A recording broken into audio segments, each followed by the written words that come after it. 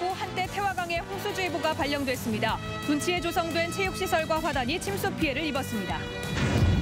울산 지방에 200mm가 넘는 집중호우가 쏟아지면서 도심 곳곳에서도 침수 피해가 잇따랐습니다. 오토밸리로는 또다시 붕괴돼 차량 운행이 통제됐습니다. 강한 바람에 전선이 터지면서 남구와 북구에서 대규모 정전 사고가 잇따랐습니다. 갑작스러운 정전으로 주민들이 큰 불편을 겪었습니다. 태풍 볼라벤이 해퀴 구간 농촌 지역에 또다시 태풍 산바가 휩쓸고 지나가면서 농민들의 시름이 깊어가고 있습니다. 태풍이 한 번도 아니고 세 번이나 오니까 농민들 이래가 진짜 못 살겠습니다. 민주통합당 대선 후보로 문재인 후보가 확정되면서 울산에서도 본격적인 대선 레이스가 시작됐습니다. 여야는 추석을 전후해 선거대책위원회를 출범시킬 예정입니다. 성남동 자매 살해 사건의 범인 김홍일이 오늘 검찰로 송치됐습니다. 검찰은 추가 조사를 벌인 뒤 살인 혐의로 기소한다는 방침입니다. 경찰이 불법 집회를 연 혐의로 울산 건설플랜트 노조위원장을 구속하고 이른바 복명폭행 사건을 지시했는지 조사하고 있습니다. 추석을 앞두고 울산 지역 12개 전통시장과 5일장 주변 도로에 주정차가 허용됩니다.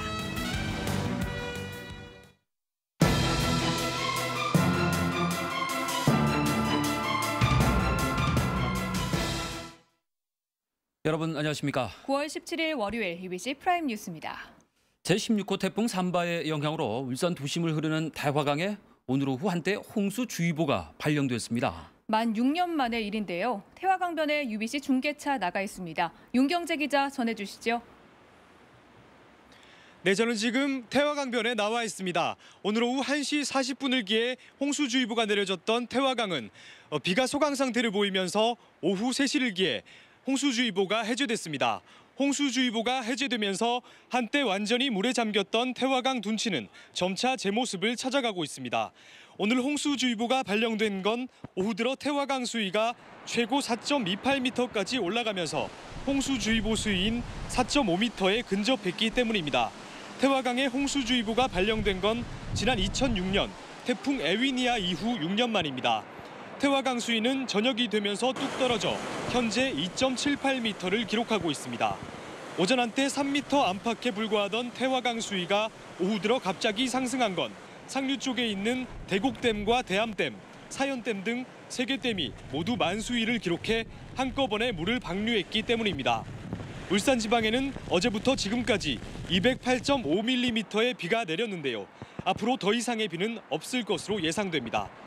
태화강에 홍수주의보가 발령되자 시민들은 범람을 우려하며 불안한 마음으로 태화강 수위를 지켜보기도 했습니다.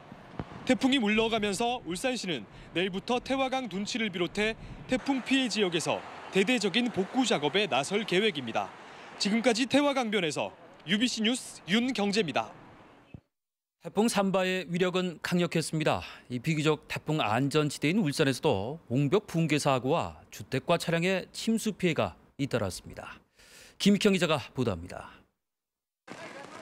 지난달 23일 집중호우 때 무너졌던 북구 오토밸리로의 옹벽이 추가로 60m가량 무너져 내렸습니다. 바로 앞 주택까지 토사가 흘러내렸지만 다행히 인명피해는 없었습니다. 울주군 온산읍 사무소 옆의 산 절개지에서는 토사가 흘러내렸고 서성면의 한 펜션에서는 주차장 지붕이 날아가 버렸습니다. 이렇게 바람이 세고 태풍이 무서울 줄 몰랐습니다. 저희 집 같은 경우는 지금 천장이 다 날아가고 지금 모든 게 정전되고 또 삼동면 지장마을에서는 하천이 넘치면서 교량 옆의 집이 침수 피해를 입었습니다. 동천강이 갑자기 불어나면서 동천 지하차도 안에 있던 트럭 14대와 버스 5대가 침수 피해를 입었습니다. 태풍 와도 물이 안 잠겼거든요. 넘어갔어요. 이 물이 일로 넘어 들어와 버린 건 아닌가요? 병영동과 진장동에서는 주택 10여 채가 침수됐고 태화동의 한 노래방은 하수구물이 역류해 물바다가 됐습니다. 하수구로 물이 빠질 것인데 물이 안 빠지고 그냥 역류해서 그 건물 뒤에 있는 물이 들어왔어요. 기록적인 폭우로 이곳 태화교 하부도로 등 10여 곳의 도로가 침수 또는 토사 유출로 통행이 전면 통제됐습니다. 순간 최대 풍속이 초속 20m를 넘으면서 간판이 떨어지고 떨어진 간판이 전기줄에 걸리는 아찔한 순간도 있었습니다. 또 남구 삼산동에서 가로수가 넘어지면서 주차된 승합차를 덮치는 등 울산에서만 가로수 50여 그루가 강풍에 넘어졌습니다. 울산 지역 유치원과 초등학교, 특수학교는 휴업했고 중고등학교 9곳도 휴업을 실시했습니다. 하늘길도 끊겨 오전 8시 40분 울산발 김포행 첫 비행기부터 울산공항의 모든 항공편이 결항됐습니다. UBC 뉴스 김익현입니다. 태풍 산바로 강한 비바람이 몰아치면서 대규모 정전 사태가 발생했습니다. 곳곳에 설치된 변압기가 폭발하면서 2만 1000여 가구가 정전 피해를 입었습니다. 계속해서 김규태 기자입니다. 남구 옥동의 한 아파트. 불을 켠 집이 한 곳도 없습니다. 낮 12시쯤 폭우와 강풍에 아파트 인근 변압기가 폭발하면서 정전 사태가 발생한 겁니다. 260여 세대가 사는 아파트입니다. 이 아파트를 비롯해 이 일대 아파트 천여 세대 주민들이 정전으로 1시간여 동안 큰 불편을 겪었습니다. 주민들이 승강기에 갇히는가 하면 출입 통제기가 고장나 긴급 복구에 나서기도 했습니다. 발전기가 돌긴 돌았는데 일단 승강기에 사람도 갇히고 또 이것도 이제 정지된 가운데 요 기기도 좀 이상이 좀 생긴 것 같아요. 인근 마트에서는 신선식품과 아이스크림이 상하지 않을까 소동이 벌어지기도 했습니다. 그래 1시간은 버틸 수 있으니까요. 2시간 정도 됐으면 아무래도. 남구 삼산동 공구상가도 변압기 폭발로 20여 분 동안 전기 공급이 중단되기도 했습니다. 정전되면 불편하지. 변압기 터지는 모양인데 끓이면서 연기 팍 나대요. 그러면 정전되거든. 한전은 태풍 산바의 영향으로 울산에서는 모두 21,150가구가 정전됐고 주요 기업체에서는 정전이 발생하지 않았다고 밝혔습니다.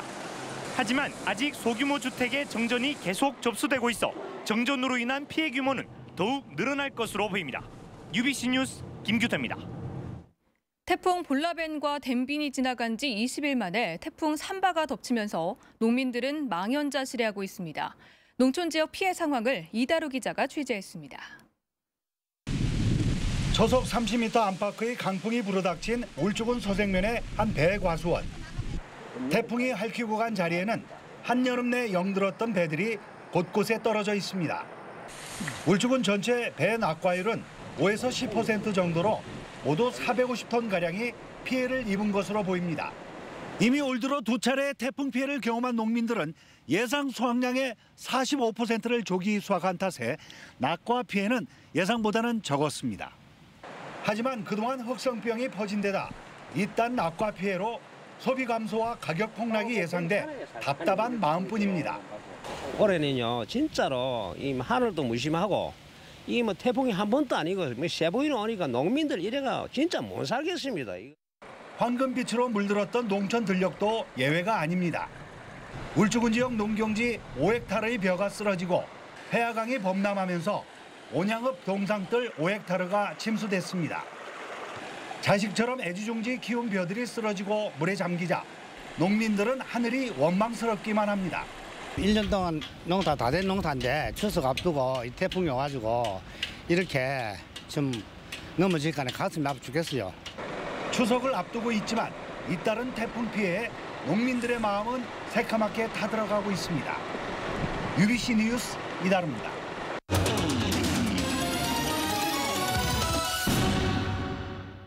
네, 다음 소식 전해드립니다. 민주통합당 대선 후보로 문재인 후보가 선출되면서 울산 지역 여야도 본격적인 대선 레이스에 들어갈 예정입니다. 새누리당과 민주통합당은 추석을 전후해서 선거 대책위원회를 출범시키고 공약 개발에도 나선다는 계획입니다. 이정환 기자가 보도합니다. 민주통합당의 대선 후보로 문재인 후보가 선출됨에 따라 울산에서도 민주통합당이 정책 공약단을 구성하는 등 본격적인 대선 체제에 들어갔습니다. 당내 통합을 위해 송철호, 심규명 공동위원장 중심의 통합형 선거대책위원회가 출범할 거라는 전망에 힘이 실리고 있습니다. 문재인 후보 대통령 만들기에 모든 문을 활짝 열어놓겠습니다. 그 힘으로 우리 민주통합당이 중심이 된 정권 교체의 길로 나아가겠습니다.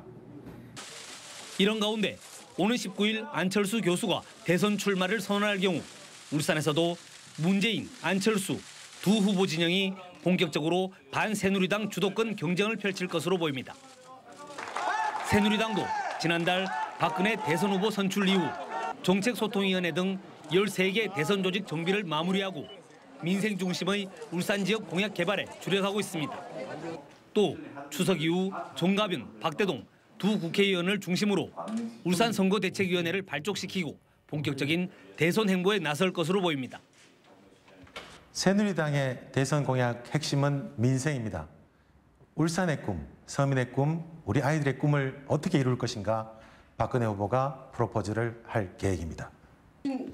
이에 따라 울산의 대선 레이스는 4.11 총선에서 압승한 새누리당의 표밭에서 반새누리당 진영이 얼마나 선전하느냐가 최대 관전 포인트가 될 것으로 보입니다. UBC 뉴스 이정환입니다. 내년도 울산의 국비 확보를 위해서 울산 지역 국회의원과 정부 주요 부처 장차관들이 오는 25일 서울에서 현안 간담회를 가질 예정입니다. 이 자리에는 새누리당 소속 울산 지역 국회의원 6명과 지식경제부, 고용노동부, 그리고 국토해양부의 장관과 기획재정부 차관이 참석합니다. 이번 간담회에서는 오토밸리 209 공사 등 SOC 사업과 연구개발 예산 등 내년도 울산 지역 국비사업 예산 확보를 위한 방안이 집중 논의될 전망입니다. 고래문화보존회 등 울산 지역 4개 포경 지지단체들이 국회를 방문해 장하나 의원이 발의한 고래보호법을 부결시켜 달라는 의견서를 전달했습니다. 이들은 민주당 의원들이 돌고래 수족관을 없애고 교육적 과학적 목적의 고래류 포획 금지법을 발의한 것은 현실을 무시한 졸속 법안이라며 반발했습니다. 지난 13일 부산 한박산에서 검거된 자매살해범 김홍일이 오늘 검찰에 송치됐습니다. 경찰로부터 이번 사건에 대한 수사자료 일체를 넘겨받은 검찰은 앞으로 김홍일의 범행 동기와 도피 행각 등을 수사하고 정신질환 여부도 파악할 예정입니다. 검찰 관계자는 시민들의 관심이 높은 만큼 증거 자료를 충분히 확보해 신속하게 살인 혐의로 기소할 방침이라고 밝혔습니다. 남부경찰서는 불법 집회를 연 민주노총 울산건설플랜트 노조위원장 42살 이모 씨를 구속하고 사무국장 40살 임모 씨를 불구속 입건했습니다. 이 씨는 지난달 중순부터 플랜트 업체인 남구 여천동 주식회사 동부 앞에서 민주노총 소속 노조원 채용차별 금지 등을 요구하며 불법 집회를 잇따라 연 혐의를 받고 있습니다. 경찰은 이들이 지난달 27일에 발생한 복면 폭행을 지시했는지도 추궁하고 있습니다. 남부경찰서는 오늘 7년 동안 장애인 직원에게 임금을 주지 않은 재활용업체 대표 48살 정모 씨를 구속했습니다. 정 씨는 지난 2003년 11월 지체 2급 장애인 54살 김모 씨를 월 130만 원을 주겠다고 고용한 뒤에 월 30만 원을 주고 9,500여만 원을 가로챈 혐의를 받고 있습니다. 동부경찰서는 오늘 술에 취해 남의 집에 들어가 여성을 성폭행하려 한 40살 주모 씨를 구속했습니다. 조 씨는 지난 13일 오전 9시 30분쯤 문이 열린 51살 A씨의 집에 들어가 설거지를 하고 있는 A씨를 뒤에서 끌어안는 등 성추행하고 성폭행하려 한 혐의를 받고 있습니다. 조 씨는 A씨가 저항하자 곧바로 도주했다 신고를 받고 출동한 경찰에 주택가 인근에서 20여 분 만에 검거됐습니다. 울주경찰서는 반전산업단지 조성공사 과정에서 불법 하도급을 한 혐의로 T사와 M사 등 법인 2곳과 법인 대표 2명을 불구속 입건했습니다. T업체 대표 J씨는 지난해 10월 벌목과 인목 폐기물 처리 공사를 6억 6천만 원의 하도급 받은 뒤 M업체 대표 Y씨에게 5억 1천만 원의 불법으로 하도급한 혐의를 받고 있습니다. Y씨는 다시 2달 뒤 개인 사업자 K씨에게 4억 6천만 원의 불법 하도급한 혐의를 받고 있습니다. 울산시가 추석을 앞두고 물가 안정 대책 추진에 나섰습니다. 이에 따라 추석 성수품 21개 품목의 수급 상황을 점검하고 공급 부족이 예상되는 제수용품은 산지 출하 확대를 유도하기로 했습니다. 또 오는 20일부터 농협 특설매장과 하늘어마트 등 42곳에서 농축산물 직거래 장터를 운영하고 한우 소비 촉진을 위한 할인 행사도 하기로 했습니다. 추석을 앞두고 오는 20일부터 울산 지역 12개 전통시장과 5일장 주변 도로에 주정차가 허용될 전망입니다. 울산시는 행정안전부 지침에 따라 언양과 덕화 5일장, 그리고 신정과 야음시장 등 전통시장 10곳에 대한 주정차 허용을 추진하고 있다고 밝혔습니다. 경찰은 주정차가 허용되는 전통시장 주변에 교통경찰을 배치해 교통혼잡을 최소화하기로 했습니다. 울산시는 울산에 살다가 다른 시도로 이사한 체납자를 직접 찾아가 세금을 징수한다고 밝혔습니다. 이를 위해 12명의 공무원이 내일부터 21일까지 서울과 경기, 부산 등 13개 시도로 가서 300만 원 이상 체납자 111명의 세금을 거둘 방침입니다. 울산시는 올 들어 지난 2월과 5월에 타 시도에 거주하는 200만 원 이상 체납자 122명을 찾아가 13명으로부터 3,300만 원을 징수했습니다. 울산 지역 비는 그쳤지만 아직까지 바람이 거세게 불고 있습니다. 성경 캐스터, 태풍 이제 물러간 건가요? 네, 울산 지역 이제 태풍과 완전히 멀어졌습니다. 하지만 바람은 아직까지 강하게 불고 있는데요. 태풍은 지금 속초를 지나서 오늘 밤 동해상으로 완전히 물러날 것으로 보입니다. 오늘 새벽 울산 지역에 내려진 태풍 경보도 곧 해제가 되겠습니다. 하지만 대신에 강풍주의보로 대체가 되겠고요. 내일 새벽까지 초속 18m 안팎의 강풍이 이어질 전망입니다. 오늘 밤 사이에도 강풍 대비 잘 하셔야겠습니다. 어제와 오늘 비의 양도 만만치 않았습니다. 오늘까지 무려 210mm 안팎의 비가 와서 태화강 둔치가 6년 만에 침수가 되기도 했습니다. 이렇게 요란스럽던 태풍 이제 내일부터는 말끔히 사라지겠고요. 특히 내일 낮부터는 무척 맑아질 전망입니다. 하지만 동해상은 태풍 경보가 더 이어지면서 내일도 물결이 최고 5m까지 높게 일겠습니다.